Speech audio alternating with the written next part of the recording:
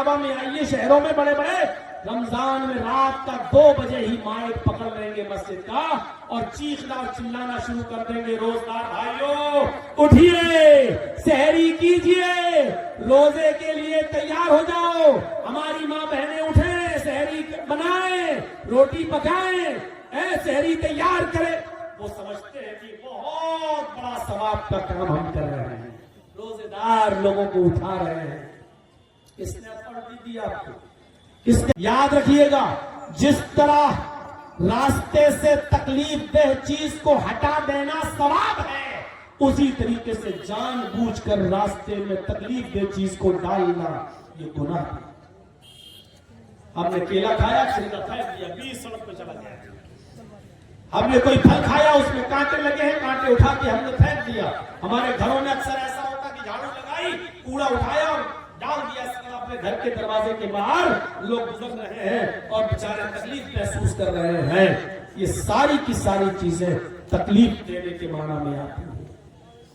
تکلیف دینے کے معنی میں تو بہت سی چیزیں آتی ہیں۔ ابھی دیکھیے گا، یہ مہینہ گزر جائے اور اگلا مہینہ جیسے شروع ہوتا ہے، رمضان کا مہینہ شروع ہو جائے گا، اور رمضان کا مہینہ جیسے آئے ویسے دیکھیے گا، ہمیں نہیں معلوم آپ کے علاقے کا حال کیا ہے، لیکن ہمارے یوپی میں آئیے، لکھنؤ میں آئیے، اٹاوا میں آئیے، شہروں میں بڑے بڑے رمضان میں رات کا 2 بجے ہی مائک پکڑ لیں گے مسجد کا اور چیخنا اور چلانا شروع کر دیں گے، روزدار بھائیوں اٹھیے، سحری کیجئے، روزے کے لیے تیار ہو جاؤ، ہماری ماں بہنیں اٹھیں، سحری بنائیں، روٹی پکائیں، سحری تیار کریں۔ وہ سمجھتے ہیں کہ بہت بڑا ثواب کا کام ہم کر رہے ہیں، روزے دار لوگوں کو اٹھا رہے ہیں۔ کس نے پڑھ دی آپ کو؟ کس نے پاور دیا؟ اب آپ کہو گے مولانا صاحب، روزے دار لوگوں کو روزہ رکھنے کے لیے اٹھانا کیا گناہ ہے؟ میرے بھائیوں، آپ تکلیف دے رہے ہیں، آپ نہیں اٹھا سکتے، کیوں اٹھا رہے ہیں آپ؟ کس نے کہا کہ یہ طریقہ آپ اپنائیے؟ ارے جس کو روزہ رکھنا ہے، آج کل گھڑیاں ہیں، موبائل ہے الارم والا، اس کو معلوم ہے۔ آج کل آپ تمام سافٹ ویئر آتے ہیں، آپ اس میں لوڈ کر لیں، دیکھ لیں کہ کب سحری کا ٹائم ختم ہو رہا ہے۔ آپ اپنے حساب سے اٹھیے، سحری کیجئے، اور آپ جو ہے خود اپنا طریقہ اپنائیے، کسی کے محتاج مت رہیے، کیونکہ آپ کو روزہ رکھنا ہے۔ کچھ ایسے لوگ بھی ہیں شریعت نے جن کو روزے کی رخصت دی ہے، آپ کون ہوتے ہیں ان کی نیند میں ڈسٹرب کرنے کے لیے؟ مان لیجیے بہت بوڑھا آدمی ہے، نہیں روزہ رکھ سکتا ہے، اب وہ صرف فدیہ دے کر کام چلا رہا ہے، اس کی دوا چل رہی ہے، وہ بیچارہ ڈپران 5 mg 10 mg کی لے کے سو رہا ہے، اس کو ڈاکٹر نے دوا کے ساتھ نیند کی گولی بھی تجویز کی ہے، وہ نیند نہیں آتی ہے اس کو، وہ جب تک نیند کی ٹیبلٹ نہیں لیتا ہے سوتا نہیں ہے۔ اب بیچارہ وہ عشاء کی نماز کے بعد سویا تھا، اس کو 11 بجے نیند آئی تھی کہ 2 ہی بجے آپ نے مائک پکڑ کے اور زوردار آواز میں شور مچانا شروع کر دیا اور اس بوڑھے کی نیند میں ڈسٹرب آپ نے کر دیا۔ اس بوڑھے پر روزے کی رخصت ہے، لیکن وہ اٹھ گیا اور اب اس کو نیند نہیں آ رہی ہے، اس کی طبیعت اور زیادہ خراب ہو رہی ہے۔ اب اس کا ذمہ دار کون ہے میرے بھائیوں؟ مجھے بتائیے آپ۔ اس کے اوپر تو روزہ نہیں تھا، شریعت نے کہا تھا کہ فدیہ دے دے، وہ ایک مسکین کو کھانا کھلاتا، اس کے لیے کافی تھا، اتنا وہ کر لیتا۔ آپ نے اس کی نیند میں ڈسٹرب کر کے اس کو اٹھا کر اس کے مرض میں جو اضافہ کیا، اس تکلیف دینے کا بتائیے گناہ کس کے اوپر پڑے گا؟ بہت سی عورتیں بیچاری لیڈیز ہیں، حاملہ ہیں، پیٹ میں ان کے بچہ ہے، شریعت نے ان کو رخصت دی ہے کہ اس وقت وہ روزہ نہ رکھے۔ اگر ہو سکتا ہے بھوکی اور پیاسی رہیں گی تو ان کے پیٹ میں پلنے والا بچہ کہیں رزق کی کمی کی وجہ سے پیٹ ہی میں مر نہ جائے، شریعت اجازت دیتی ہے کہ جب تک حمل وضع نہ ہو جائے تم روزہ نہیں رکھو، چلو رخصت دی ہے۔ اب اس عورت کو بھی تم نے اس کی نیند میں ڈسٹرب کر دیا ہے، یا جو عورتیں اپنے بچوں کو دودھ پلا رہی ہیں، شریعت نے ان کو رخصت دی ہے کہ چلیے وہ دودھ پلاتی ہے اپنے بچوں کو، ابھی تمہارے اوپر روزہ نہیں، چھوڑ دو، چلیے کر لیجئے گا بعد میں، لیکن اب آپ اندازہ لگائیے ان کی نیند میں ہم ڈسٹرب کر رہے ہیں، ان کی نیند میں بہت سے لوگ بیمار رہتے ہیں، نہیں روزہ شریعت نے رخصت इजाजत दी है कि बीमार हो तो तुम रोजा छोड़ दो। कान मरीजन औ अला सफरिन, है, अगर तुम बीमार हो या सफर में हो, फइद्दतुम मिन अय्यामिन उखर, तो दूसरे दिनों में तुम उसकी इबादत करो और उसकी गिनती को पूरा करो, बाद में रख लेना। शरीयत ने इजाजत दी है तो तुम उन बीमार लोगों को भी तकलीफ पहुंचा रहे हो, उनकी नींद में डिस्टर्ब कर रहे हो। आप समझ रहे हो कि हम बहुत बड़ा नेक काम कर रहे हैं। ये सारी चीजें लोगों को तकलीफ देने के जुमरे में आती है। कोई चीज सामान खरीदने लगे, उस दुकान पे बिकता है और हमने अपनी गाड़ी खड़ी कर दी, 4 व्हीलर ले जाकर बीच रास्ते में। अब इधर से भी लोगों को आने में दिक्कत, उधर से भी दिक्कत, हमको आधा घंटा लग रहा है सामान खरीदने में। गलत जगह पर गाड़ी का पार्क करना भी, जिसमें लोगों के आने जाने का मसला हो, मेरे भाइयों, ये भी तकलीफ देने के जुमरे में आता है, ये भी तकलीफ देने के जिम्मे में आता है। गलत जगह हम गाड़ी पार्क नहीं कर सकते। शादी होना है हमारी बेटी की, लोग आएंगे, 300-400 आदमियों को खाना खिलाना है, घर के बाहर आने जाने का रास्ता है, हमने वही टेंट डाल दिया है। अब बेचारे लोग घूम कर 2 किलोमीटर से जा रहे हैं और वहां से आना जाना। मेरे भाइयों, आपको ये इख्तियार नहीं है कि रास्ते को आप जाम करेंगे और आने जाने के वाले लोगों को आप तकलीफ देंगे। हो सकता है कोई इमरजेंसी मरीज बेचारा जा रहा हो और उसको 2 किलोमीटर या 5 किलोमीटर का सफर तय करके फिर आगे जाना हो, इतनी देर में उस मरीज की हालत सीरियस हो और वो बेचारा मर जाए अस्पताल पहुंचने से पहले, तो इन तमाम चीजों को आप तकलीफ देने के जिम्मे में माना जाएगा। तो फरमाया इमाततुल अज़ा अनित तरीक, रास्ते से तकलीफ दे चीज को हटा देना, ये भी ईमान का एक हिस्सा है।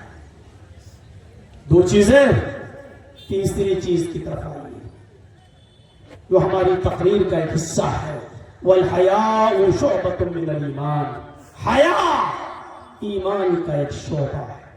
हया भी ईमान की एक ब्रांच है। शर्म व हया और अहम चीज है मेरे भाई। शर्म व हया के ताल्लुक से बुखारी शरीफ की हदीस अगर आपके सामने रख दी जाए तो काफी है कि इज़ा लम तस्तही फफ़अल मा शि'ता। अल्लाह के नबी सल्लल्लाहु अलैहि वसल्लम ने बहुत छोटा सा जुमला कहा और इस जुमले में सब कुछ छिपा हुआ है। आपने फरमाया, अगर तेरे अंदर शर्म व हया न रही, शर्म व हया निकाल ली जाए, इज़ा लम तस्तही, अगर तेरे अंदर से हया उठा ली जाए, अगर हया नहीं रहे, शर्म निकाल दी जाए, फफ़अल मा शि'ता, तो फिर तू कर जो कुछ करना चाहे, तेरा दिल जो करना चाहे वो तू कर। यानी जब शर्म व हया किसी इंसान के अंदर से निकल जाएगी तो फिर उसके अंदर वो हर बुराई का काम करने में कोई झिझक महसूस नहीं करेगा। क्यों? क्योंकि शर्म व हया नहीं है।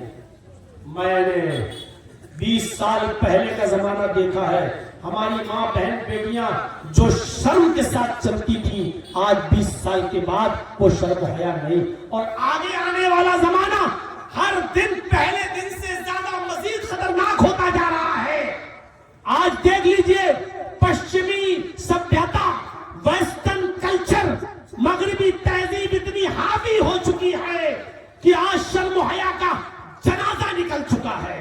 आप यूट्यूब देखते होंगे, फेसबुक पे आपकी नजर होती होगी, कितनी मुस्लिम लड़कियां आज कैसी कैसी वीडियो अपलोड कर रही हैं।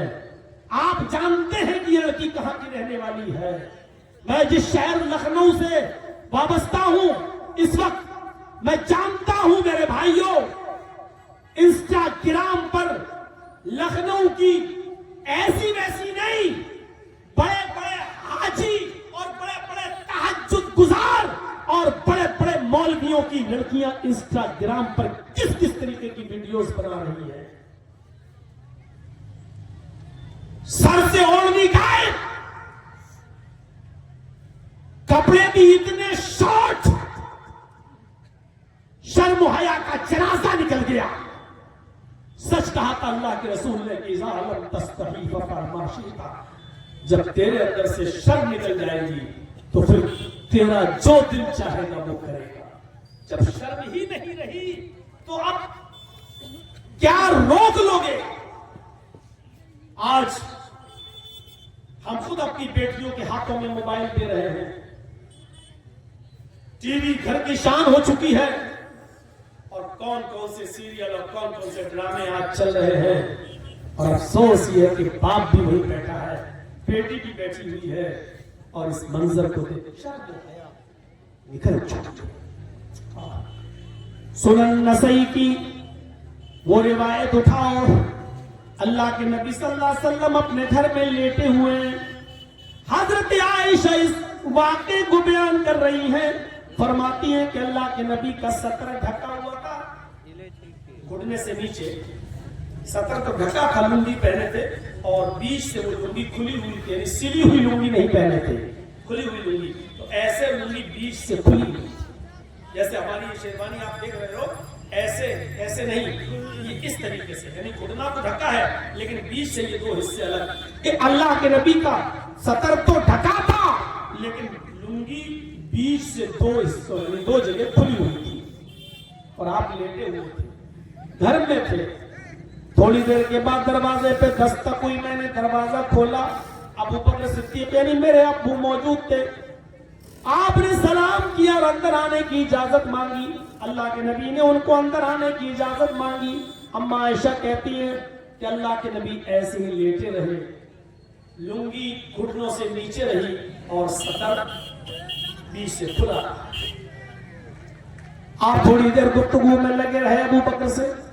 थोड़ी देर के बाद दरवाजे पे दस्तक हुई, फिर दोबारा दरवाजा खोला तो सामने उमर फारूक रज़ियल्लाहु तआला अन्हु, उन्होंने सलाम किया और अंदर आने की इजाजत मांगी। अल्लाह के नबी ने इजाजत दी, वो भी अल्लाह के नबी के पास बैठ गए।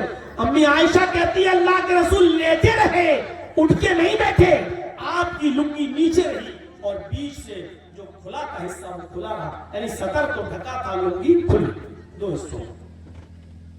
थोड़ी देर के बाद फिर दरवाजे पे दस्तक हुई, फिर दरवाजा खोला गया तो उस्मान गनी रज़ियल्लाहु तआला अन्हु है। कहा गया अल्लाह के नबी उस्मान है, सलाम कर रहे हैं और अंदर आने की इजाजत मांग रहे हैं।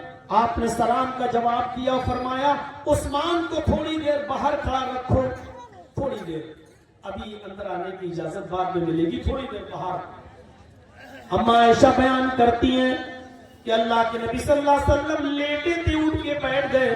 आपने अपनी लुंगी के इस हिस्से को इस हिस्से के ऊपर किया और इस तरीके से लुंगी को फैला लिया, यानी समेट लिया और सही से बैठ गए। फिर आपने हजरत उस्मान को अंदर आने की इजाजत दी। हजरत उस्मान अंदर आए, तीनों लोगों ने गुफ्तगू की और घर से चले गए। जब ये तीनों घर से चले गए तो अम्मा आयशा कहती है मैंने पूछा अय अल्लाह के रसूल, आज मैंने एक अजीब मंजर देखा है। मेरे अब्बू आए, आप लेटे थे और लुंगी घुटने से नीचे थी लेकिन खुली हुई थी। अबू उमर आए, आप लेटे रहे, लुंगी सतर ढका रहा लेकिन लुंगी बीच से खुली रही। आपको मैंने देखा कि जब उस्मान आए तो आप उठकर बैठ जाते हैं और लुंगी को समेट लेते हैं और नीचा कर लेते हैं, लुंगी का एक हिस्सा दूसरे हिस्से के ऊपर डाल लेते हैं और आप लुंगी को नीचे कर देते हैं। आपने लुंगी को समेट लिया और सही से बैठ जाते हैं।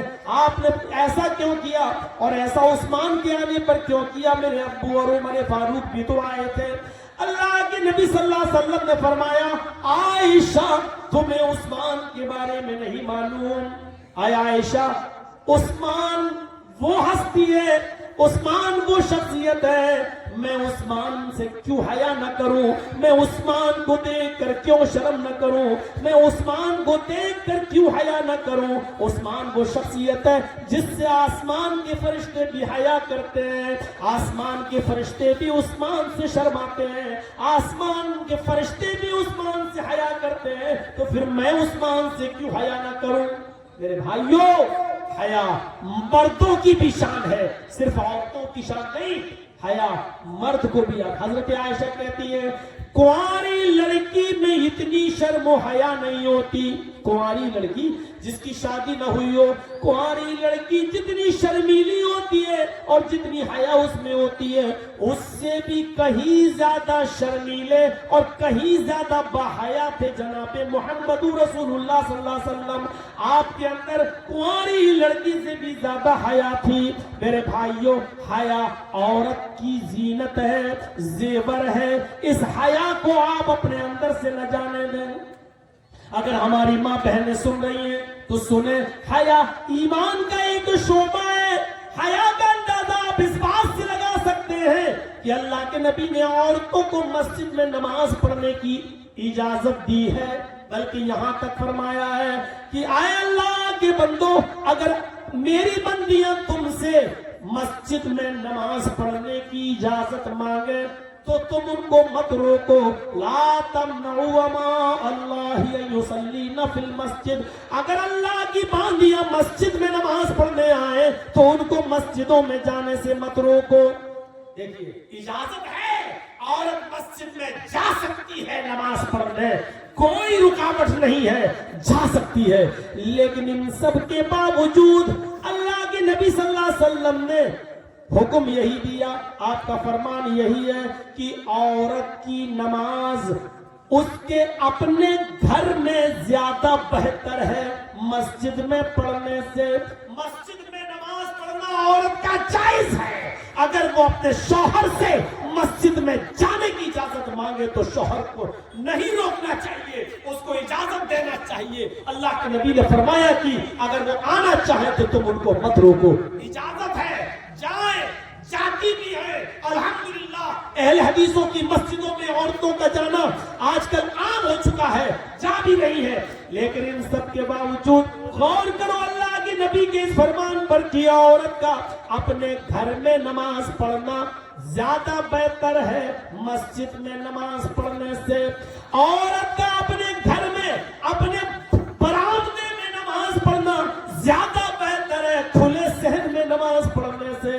عورت کا اپنے کمرے میں، اپنی کوٹھری میں، اپنے بند کمرے میں جس میں وہ رہتی ہے اس میں نماز پڑھنا زیادہ افضل ہے برآمدے میں۔ گھر کے باہر نماز، گھر کے اندر جو برآمدہ ہوتا ہے اس برآمدے میں نماز پڑھنے سے، یعنی عورت جتنا اندر نماز پڑھے گی اور جتنا مردوں سے دور رہے گی اتنا زیادہ بہتر ہے، اتنا زیادہ افضل ہے۔ یہاں سے آپ اندازہ لگائیے، گھر میں شوہر ہوتا ہے، بھائی ہوتے ہیں، پھر بھی اللہ کے نبی کہہ رہے ہیں اس کا اپنے کمرے میں نماز پڑھنا زیادہ بہتر ہے برآمدے میں نماز پڑھنے سے۔ کچھ بھی ہو، گھر میں آنا جانا لگا رہتا ہے، کبھی خالہ کا لڑکا، کبھی ماموں کا لڑکا، کبھی چچا کا لڑکا، کبھی آس پاس پڑوس کے لوگ، تو اللہ کے نبی کیا کہتے ہیں؟ تو عورت کا اپنے بند کمرے میں نماز پڑھنا، جس میں وہ رہتی ہے اپنے شوہر کے ساتھ، اس کمرے میں نماز پڑھنا زیادہ بہتر ہے اس کمرے کے باہر برآمدے میں نماز پڑھنے سے۔ یعنی جتنا وہ مردوں سے دور رہے گی اتنا زیادہ افضل ہے۔ یہ ہے عورت کی شرم و حیا کا تعلق۔ میرے بھائیوں، آج اس دور میں کیا تصور کر سکتے ہیں؟ آج کے اس دور میں کیا تصور کر سکتے ہیں؟ ایک چیز اور سمجھیے، ایک چیز اور کوشش کیجیے سمجھنے کی۔ چلیے عورتیں مسجد میں آ گئی، مسجد میں نماز پڑھنا اور پہلی صف کا ثواب، اللہ کے نبی فرماتے ہیں کہ اگر تمہیں یہ پتا چل جائے کہ پہلی صف میں نماز پڑھنے کا ثواب کتنا زیادہ ہے، پہلی صف میں نماز پڑھنے کا ثواب کتنا زیادہ ہے، تو لوگ پہلی صف کے لیے لڑنا شروع کر دیں گے، جھگڑا کرنا شروع کر دیں گے، قرآن اندازی کی نوبت آ جائے گی، پرچیاں پھینکی جائیں گی، جس کا نام نکلے گا اس کو آگے، یعنی اپنے آگے آنے کے لیے لوگ لڑیں گے۔ مان لیجیے ایک ہی ساتھ مسجد میں گھس گئے، اب کون آگے صف میں؟ فرمایا کہ لوگ لڑنے لگے۔ اگر پہلی صف میں نماز پڑھنے کا ثواب پتا چل جائے کتنا ہے تو لوگ قرآن اندازی کرنے لگیں گے، قرآن اندازی۔ اس سے آپ اندازہ لگائیے پہلی صف کا ثواب کتنا ہے۔ لیکن اللہ کے نبی صلی اللہ علیہ وسلم نے فرمایا خیر صفوف الرجال اولها وشرها آخرها، مردوں کی پہلی صف سب سے افضل ہے اور آخری صف، مردوں کی آخری صف ثواب اور برکت اور خیر کے اعتبار سے سب سے بری صف ہے۔ مردوں کی اول پہلی صف سب سے افضل صف ہے، لیکن عورتوں کے تعلق سے کیا فرمایا؟ خیر صفوف النساء آخرها وشرها اولها، عورتوں کی پچھلی صف، سب سے پیچھے والی صف ثواب کے اعتبار سے سب سے افضل افضل اور بہتر ہے اور